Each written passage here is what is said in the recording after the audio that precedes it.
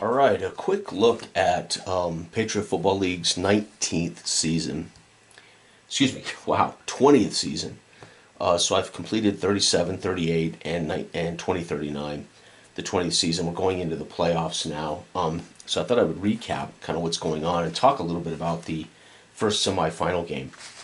So the season comes to an end with the NBT winning in the final week to go 4-1 again. So the NBT defending champs are 10-2 in the last 12 games. They've handily won the East, which is going to give them the first round against the worst team in the semifinals. However, they were -6 point differential on the year. They beat Columbia and Dayton again. Last year they beat Columbia and Dayton. This year, so they are winning by the fact they can beat the two better teams. I would argue the two best teams in football. Don't ask me how the NBT are doing it, but they're doing it. It's unbelievable. And they're finishing the season with a -6 PD. So I would predict that NBT's run is going to come to an end here. Columbia finished 3-1-1. They tied Dayton. So this came down to tiebreakers for who would be second. And Columbia had +48 point differential. Dayton had a +34. Look at the offense for Columbia, 156. Look at the offense for Dayton, 147. However, both these teams gave up over 100 points. So NBT has the best defense in football. So don't be, again, I may be talking ill of them. Their offense just struggles to score, but their defense is phenomenal. Their defense is 20 points better than the next team in the league. Columbia is tied for number 2 defense with Mesa in point scoring.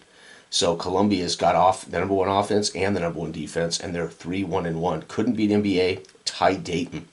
So this could be the year Columbia returns to the championship. We're going to find out.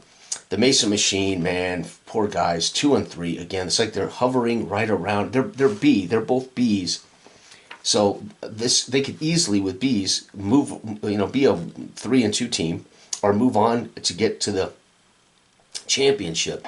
But this is a huge game they're about to play, because it's going to dictate whether this team is on the verge of bankruptcy for the start of next year, or whether this team could be going on toward putting a lot of money in the bank at the end of the season. They're a +12 point differential. San Fran and Plattsburgh, again, were battling out for the worst team in football. San Fran defeated Plattsburgh twice this year, so they're going to finish the season at 2-4, having beaten Plattsburgh twice. Plattsburgh, though, in the Commissioner's Cup for the dueling for the number 1 draft pick, San Fran scored on the final drive, touchdown pass from their quarterback. I can't remember exactly how they did it. Oh, field goal, Their Burns hit his 3rd field goal of the day to steal it from Plattsburgh, 23-21. And poor Plattsburgh's going to fall to 1-5. San Fran's going to 2-4. Now, with all that said, let's get over here and take a look at why this is important. So I'm using Big Country Football from the Times Sports. This is the collection that's full, but I want to talk about this because this is part of what makes this so much fun now is the off season. So we know how much money they have in the bank. They have $2 million in the bank. They have a large stadium, Cathedral Stadium. They are 2-3. So as of right now, Mesa Machine are literally going to be bankrupt if they lose this game. If Mesa wins this game, this is how important this game is, even if they don't go on to the championship. If they win it, they will avoid the -3 million in cost overruns, because they will have gotten their fans.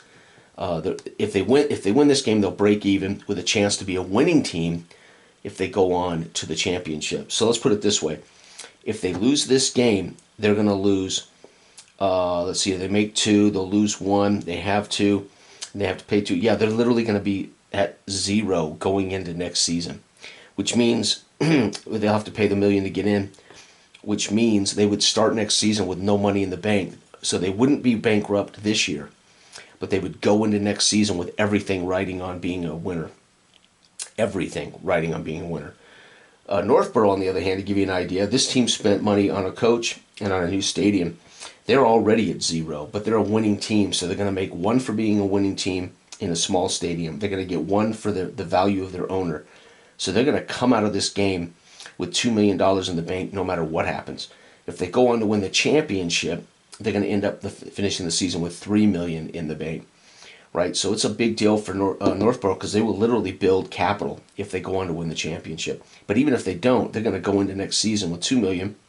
They have to spend $1 million to start, right? Which would give them $1 million. So they would go into next season with $1 million in the bank. Mesa, if they lose, they're going into next season with no money in the bank.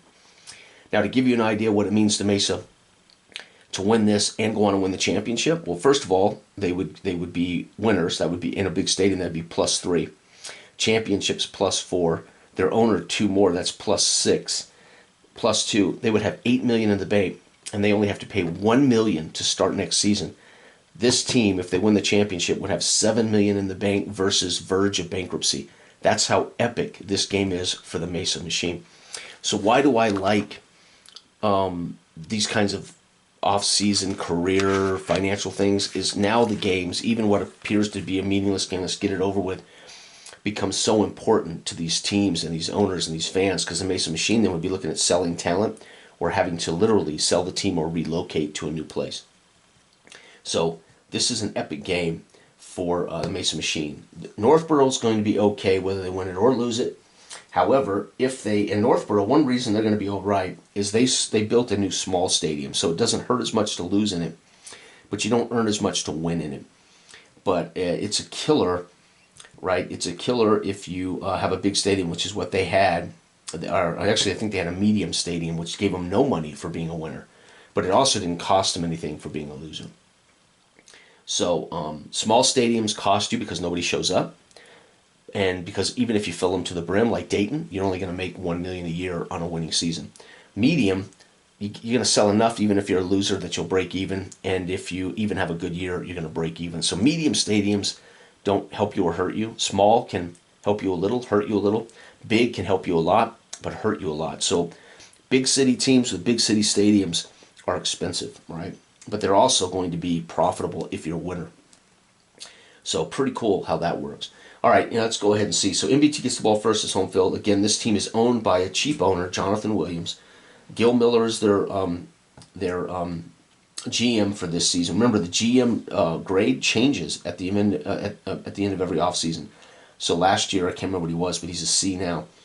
They have a new coach, Chuck Hughes, who already won a title for him in his rookie year, college level B-rated head coach in his second year at Tiger Stadium. They are at home.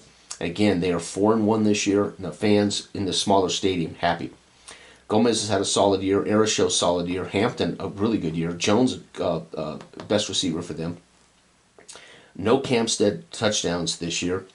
Their defense, Coda and Renshaw, solid, but no dominating factors here. 4-1. This defense is just straight up solid, as they are the #1 point scoring defense in football. All right, we open it up. Both teams are on the C column, so both these BB teams are going to make for one hell of a game. This is going to come down to who executes. Okay, Northborough, I believe, is going to get a field goal.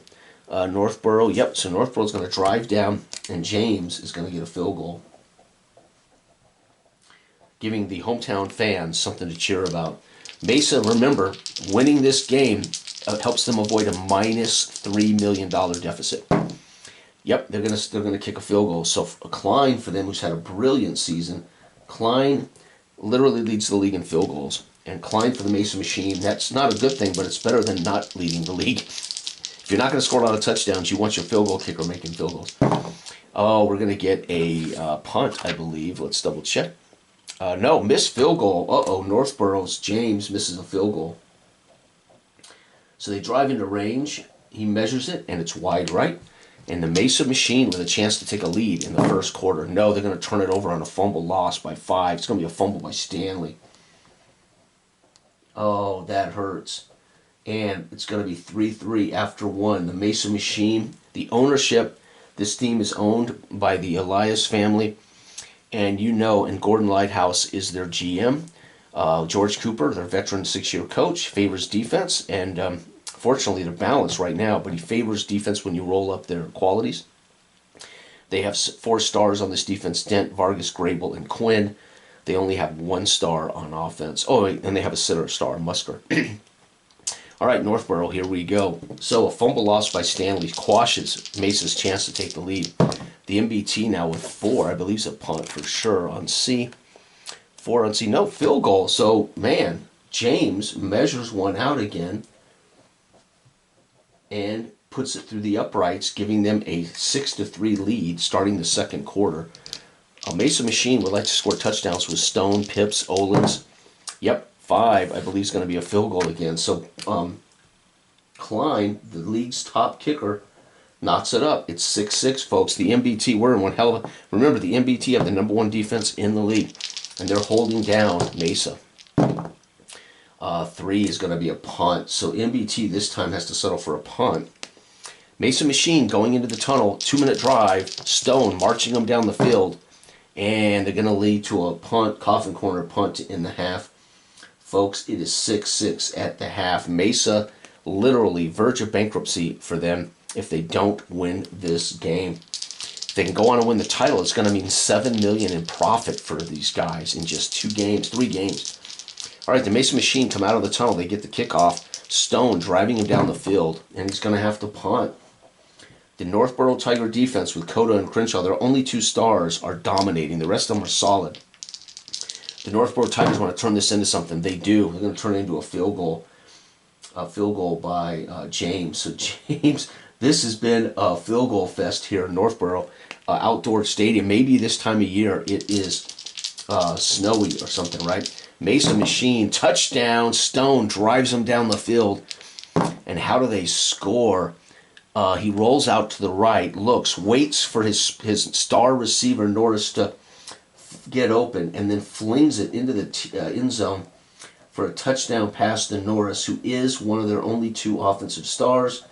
And the crowd here stunned as the Mesa Machine have scored 7 in the third against this defense. Northborough, final drive of the third with a chance for them to take the lead.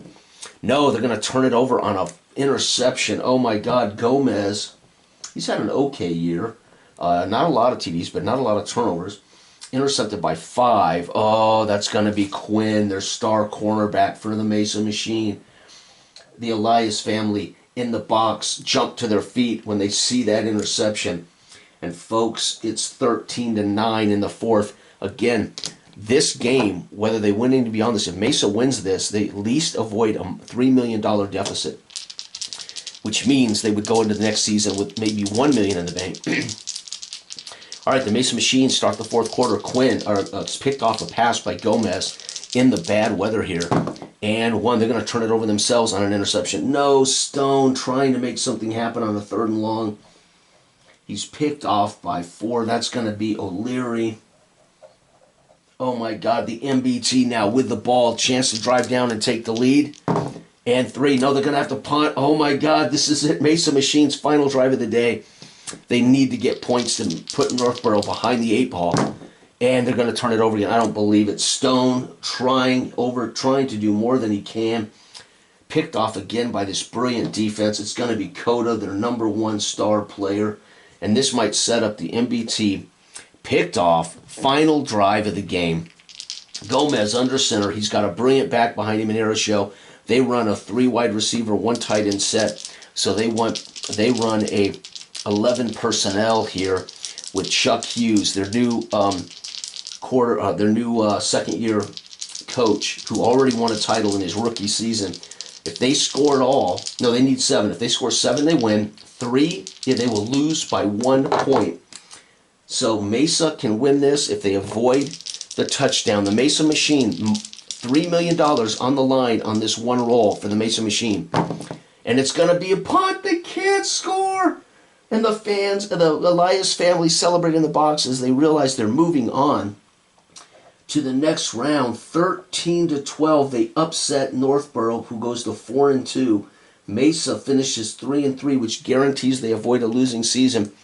That game, even at 3-3, they avoid losing $3 million. The NBT will be sent home. Defending champs can't get back-to-back. So they are finished, along with San Fran and Plattsburgh. They're finished. The Mesa Machine now go on. If they can win, they'll be in the championship. If they go in the championship, they're gonna come out of this season with $7 million. That's how important these next 2 games are for the Mesa Machine. Not to mention, you want to be a winner and you would love to be a champion. But when you start factoring in what it costs these teams to maintain their structure, it's kind of fun. All right, Mesa Machine got the job done, upsetting the defending champs, the Northborough. Stone throws 2 interceptions for the Mesa Machine in the fourth, and somehow that defense rises to the occasion and holds on to defeat the NBT. This is the NBT, though, right? They ended up finishing the season 4-1, best record in the league with a -8 point differential. And here, -1. So you knew that offense, that lack of being able to score points, was going to catch up to them, and sure enough, it did. And the Northborough Tigers are now out of commission. And we move on to the next game on the schedule. Let's go ahead and take a look at that, which is going to be Dayton at Columbia. So Dayton must go to the ice box to face the Columbia Coolers. So Dayton Triangles. I'm not going to play this one. I'm just going to go over it real quick. So again, Dayton's small town. They have $3 million in the bank. They already have a winning record. That's +1. Their owners capitalized +2. So they're going to make 3 this season, no matter what happens.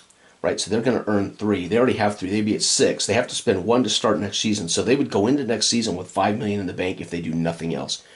Obviously, if they win this and they go on to win the championship, they will go into next season with $6 million in the bank. The Columbia Coolers have $4 million. Their owner is Passionate B. They earn $3 million. So that's 7. If they have a winning season in a medium size, so they don't gain anything from winning in a medium-sized stadium. So 3 for their owner, and then if a winning season, nothing earned on a winning season in a medium stadium because they break even on that stadium. Right, so 3, and if they win the championship, 4. They would have 8 going into next season, spending 1. They would have $7 million in the bank going into next season, right, to start next season. So that's where both these teams have been winners, and they've avoided losing seasons. One of them is in a small stadium, so a losing stadium would cost them money, but they fortunately not had one since we've transitioned, counting 37, 38, and 39 using this offseason, right? I'm using this game for the last 2 years, but I've been using this offseason since 37. So anyway, that's what that looks like. And again, these two teams tied in the regular season in a shootout, 38-38. They both finished the season 3-1-1. And this is the rubber match. Whoever wins this is going to go on to the championship to face the Mesa Machine. So the Mesa Machine only have 1 game left to win. I keep forgetting that. So really, literally, if the Mesa Machine can win that, they're going to have a winning season, and they'd be champions. That means $4 million to them, $6 million. They already have 2, that's 8. So, yeah, Mesa Machine want desperately to win a title for the first time in their history. And they have a chance now because they upset the defending champs. But who's going to win this? This is the big boy. And I will be coming back to play and recording this game as these two teams, I'll talk about this. But Dayton, in 37-38, defeated Columbia in the regular season. This year, they couldn't do it. Columbia ties them. And so far, Columbia is 0-2-1 against the Dayton Triangles in the last 3 seasons. So Columbia has a lot to prove in this game. Not only do they want to win it so they can move on to the championship and have a chance at another title, but they're tired of being Dayton's stepping stone to launch into greatness. So Columbia really wants this victory. Dale Branham, Franklin, league MVP this year, facing a very solid season for the second-year kid. Newman, the rookie back, had a great season catching and running. Wamakaw, a solid.